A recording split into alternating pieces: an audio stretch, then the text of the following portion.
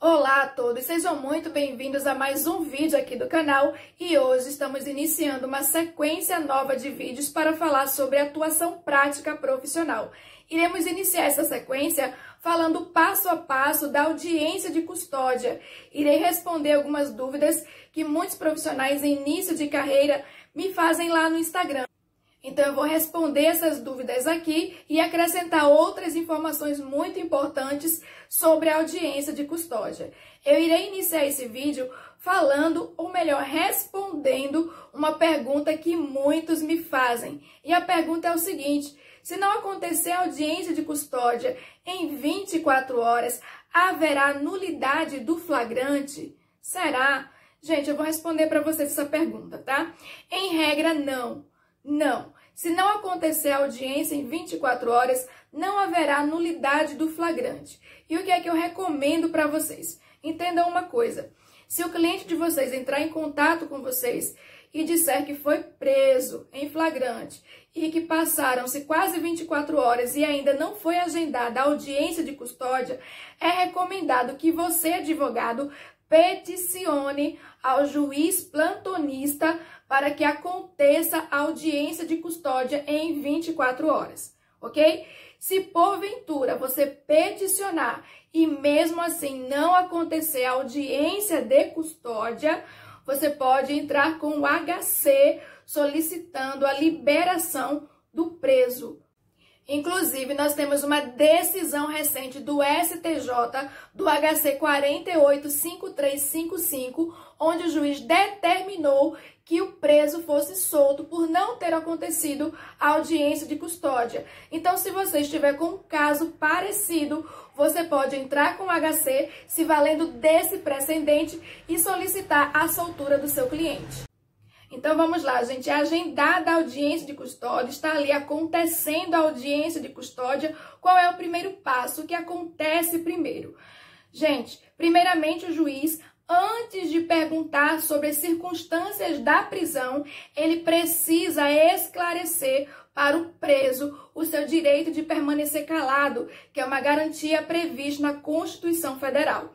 Acontece que na prática, muitos juízes acabam esquecendo de esclarecer esse direito, essa garantia ao preso. E você, como advogado, está ali para auxiliar aquela audiência de custódia. Então, se o juiz começar a perguntar sobre as circunstâncias da prisão, antes de esclarecer ao preso o seu direito de permanecer calado, você ali vai pedir pela ordem, excelência, eu gostaria de esclarecer aqui para o meu cliente que ele tem o direito de permanecer calado. Então, você precisa observar se o juiz está esclarecendo o que deve esclarecer para o preso.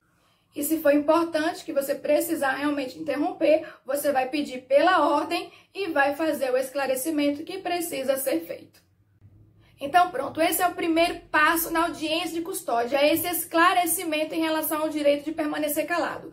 E outro detalhe muito importante que você, como advogado, precisa conversar com o seu cliente é justamente saber se ele sofreu alguma agressão no momento da prisão em flagrante e também atentar que os agentes que participaram da prisão em flagrante, a resolução do CNJ determina que eles não podem fazer escolta ao preso no momento da audiência de custódia. Então, se porventura você conversou com o seu cliente e verificou que aquele agente que está ali fazendo escolta participou da prisão em flagrante, você pode pedir a palavra ao juiz e determinar que aquele agente se retire da sala de audiência, porque a resolução do CNJ prevê que o agente que realizou a prisão em flagrante não participará da audiência de custódia, até porque o preso pode ficar inibido se porventura ele sofreu alguma agressão no momento da audiência de custódia,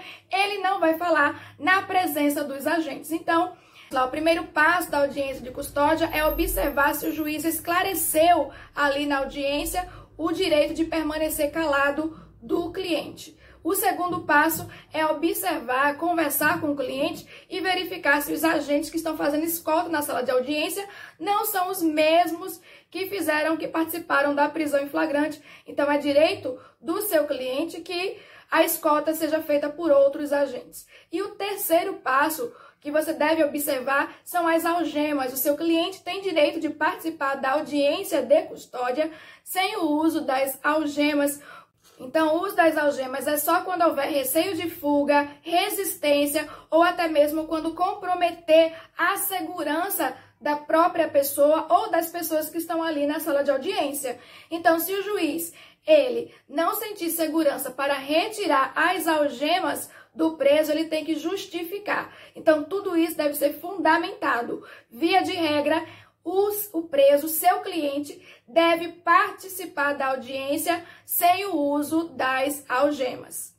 Então, você, como advogado, deve observar esses detalhes, porque acontece que o juiz, ali, o promotor, eles estão fazendo audiências constantemente, uma audiência atrás da outra, e eles acabam esquecendo de observar alguns detalhes, e você, como advogado, está ali para auxiliar essa audiência de custódia, e você precisa fazer essas observações e solicitar a retirada da algema na audiência de custódia. Então, é uma previsão da resolução do CNJ e tem que ser cumprida.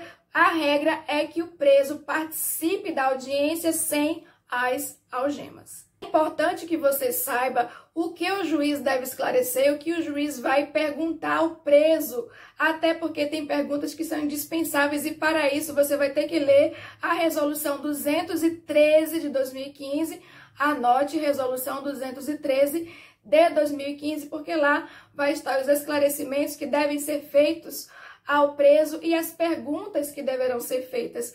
Até porque se o juiz for omisso em alguma pergunta, você, na sua vez, você vai fazer essas perguntas. E se o juiz não fizer os esclarecimentos antes de perguntar, você pode pedir pela ordem fazer os esclarecimentos que são necessários antes que o juiz comece a perguntar, a questionar o custodiado, o seu cliente. Então, primeiramente, o juiz vai esclarecer para que serve a audiência de custódia, para que aquele ato da audiência de custódia. Então, o juiz vai explicar isso ao preso, o juiz vai explicar que ele não está ali para se defender do crime. Então, se o juiz não explicar isso, você peça pela ordem e explique. E depois o juiz, ele vai perguntar os direitos básicos do preso, se garantiram a ele o direito de falar com alguém da família, de falar com o seu advogado. Então, o juiz, ele deverá fazer essas perguntas também. E se o juiz for omisso, você, como advogado, tem que estar atento e vai precisar fazer essas perguntas e auxiliar ali aquela audiência de custódia, até porque são muitas perguntas e você deve saber todas, até porque se o juiz, ele esquecer, porque até mesmo são muitas audiências, entendeu? Então, você tem que estar ali preparado e saber quais são as perguntas, porque se o juiz acabar esquecendo, você vai formular essas perguntas, pedir educadamente pela ordem e vai formular essas perguntas. Depois de todos esses esclarecimentos e depois de todas essas observações, o juiz ele vai começar a perguntar sobre as circunstâncias da prisão. Ele não vai perguntar sobre a prisão. Ele não vai perguntar por que você foi preso ou se você estava com a droga. Não, ele não vai perguntar assim para o seu cliente. Ele vai perguntar as circunstâncias da prisão. Quando você foi preso? Para onde você foi levado? Então, as circunstâncias, o que está em volta da prisão. Então, essas perguntas que serão feitas para o preso, para o seu cliente. E se o juiz perguntar algo relacionado à prisão, você, como advogado, peça pela ordem. Deve sim surgir na hora que essas perguntas relacionadas à prisão estão acontecendo ou por parte do juiz ou por parte do promotor. E você, como advogado, não deve nunca perguntar: você concorda com essa acusação? E nem você deve fazer essas perguntas relacionadas à prisão, ok? Não é o momento ainda, não é o seu dever ali, o seu objetivo ali na audiência de custódia. Então, essas perguntas também não devem ser feitas por você. Então, o que mais o juiz pode perguntar? O juiz vai perguntar como foi o tratamento relacionado ao preso. Então, o juiz vai perguntar como foi o tratamento na primeira equipe. E qual é a primeira equipe? A equipe que realizou a prisão em flagrante. O juiz vai perguntar como foi o tratamento da prisão em flagrante. Depois que ele é preso em flagrante, ele é levado para a delegacia e ali é entregue a uma segunda equipe da Polícia Civil. Então o juiz vai perguntar como foi o tratamento ali na segunda equipe da Polícia Civil e depois ele é enviado para onde? Para uma terceira equipe da triagem. Então o juiz vai perguntar como foi o tratamento ali do preso nessas três equipes. Então, o juiz ele vai questionar se houve tortura, maus tratos. E a primeira coisa que você, advogado, deve observar nos autos, assim que é chamado para uma audiência de custódia, é verificar se houve exame de corpo de delito, é conversar com o seu cliente se ele foi agredido, se ele não foi, se ele tem alguma marca no corpo, se não tem, e solicitar, se ainda não foi feito, solicitar o exame de corpo de delito. E da mesma forma, o juiz também vai solicitar se verificar que não foi feito o exame de corpo de delito e se ele tem alguma marca, se foi agredido. Então, o juiz ele vai tomar essas providências e solicitar este exame. Já está acontecendo do cliente já chegar na audiência de custódia do preso, já chegar ali com o exame de corpo de delito. Então, na maioria dos casos, o preso ele já chega ali na audiência de custódia com o exame. Mas se porventura não tiver ocorrido ainda o exame, não tiver sido feito ainda o exame, você deve solicitar, o juiz vai solicitar esse exame de corpo de delito. É indispensável que você verifique isso assim que você for chamado para audiência de custódia. Então, o juiz também vai perguntar sobre a hipótese de gravidez, o juiz vai perguntar se tem filhos menores, porque já há entendimento de que filhos de até certa idade têm direito à prisão domiciliar. O juiz vai perguntar se faz algum medicamento, faz uso de algum medicamento controlado. E se o juiz não perguntar, na sua oportunidade, você, como advogado, vai fazer essas perguntas. Então, é muito importante que você observe se o juiz fez todas as perguntas e se ele não fez, você vai fazer essas perguntas. É você que deve complementar essas perguntas que não foram feitas para que fique registrado em ata.